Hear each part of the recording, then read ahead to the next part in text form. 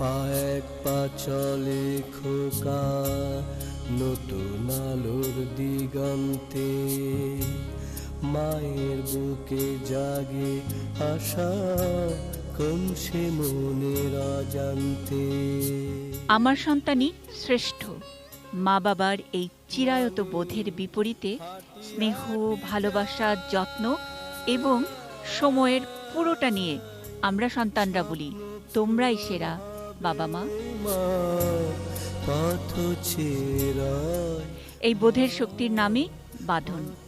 সৃষ্টির বিচিত্রতায় এই বোধের শক্তি কখনো কখনো চেনা জানা স্বাভাবিক হয় না। তখনই চ্যালেঞ্জ, তখনই পাওয়ার প্যারেন্টস। ও হচ্ছে ইশারায় কথা বলতো, মানে ওর সব মানে মনের কথাগুলো বা ওর প্রয়োজন বা যেগুলো ছিল, মানে আপনার টয়লেট বলেন সব কিছু ইশারায় ও বলতো, মুখে সাউন্ড করতো না। কিন্তু সে সাউন্ড করতে পারতো, কিন্তু তার ইচ্ছাটা ছিল না।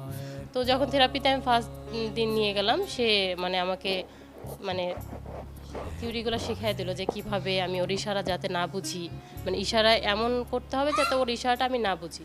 সেটা আমি আগে করতাম না, ওর ইশারাটা আমি বুঝে নিতাম আর কি নিজের সাথে।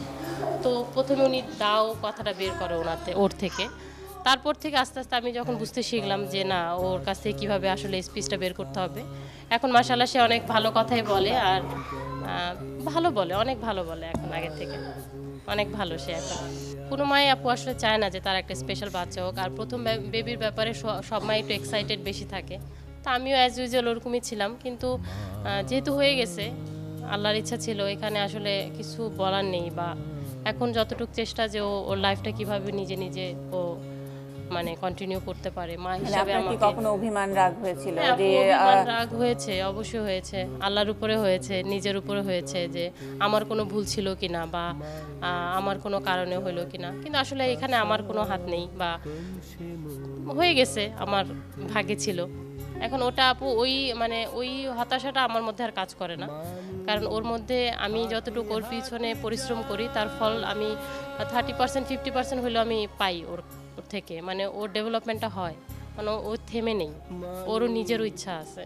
তো এর জন্য আমি ওগুলো ভুলে গেছি। সব মা বাবার এক ধরনের ধৈর্য থাকে, কিন্তু এরকম তুষিদের মা বাবারা বোধহয় আরো একটু অন্যরকম, মানুষ হিসেবে অন্যরকম হয়ে যায়। আপনার কি মনে হয়, আপনি কি এখন একটা ডিফারেন্ট মানুষ? হ্যাঁ আপু, আমি অ্যাকচুয়ালি মানে আমার এই চেঞ্জটা আসলে আমি সরাসরি প্রয়াসকেই দিব, কারণ আমি আসলে এরকম ছিলাম না। মানে যখন আসছি তখন অনেক ডিপ্রেশনে ছিলাম, কারণ ওর স্পিচ ছিল না, প্রায় 3 বছর উপরে হয়ে গেছিল। মানে একটু সেলফিশ টাইপের ছিলেন না, স্বার্থপর, যে কেন আমারটা এরকম হলো।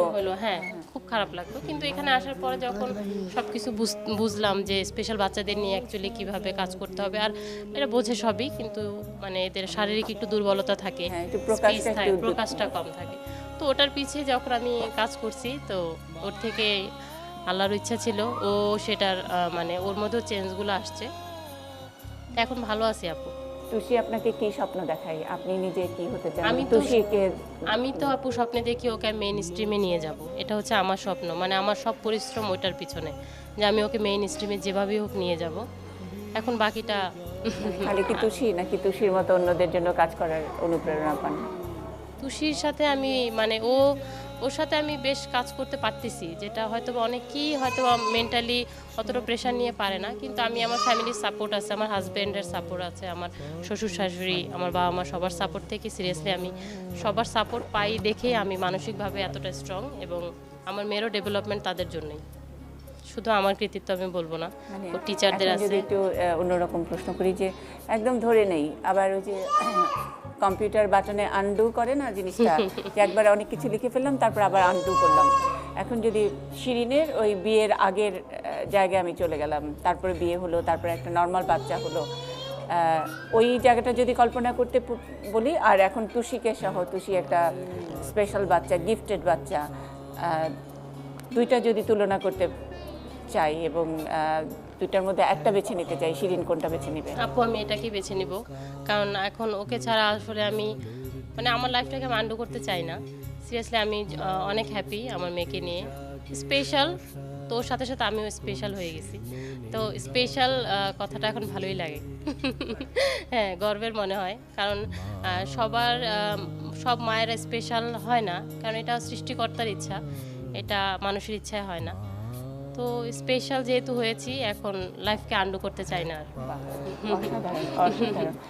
শিরিন এবং মানে টুসির মা শিরিন আমাদেরকে, আপনারা যারা দেখছেন আর আমরা যারা এখানে বসে আছি, আমাদেরকে শেখালো আসলে সব মায়েরা, সব বাবা মা স্পেশাল হয় না, স্পেশালরাই স্পেশাল হয়। এই স্পেশালদের প্রতি আমাদের শ্রদ্ধা।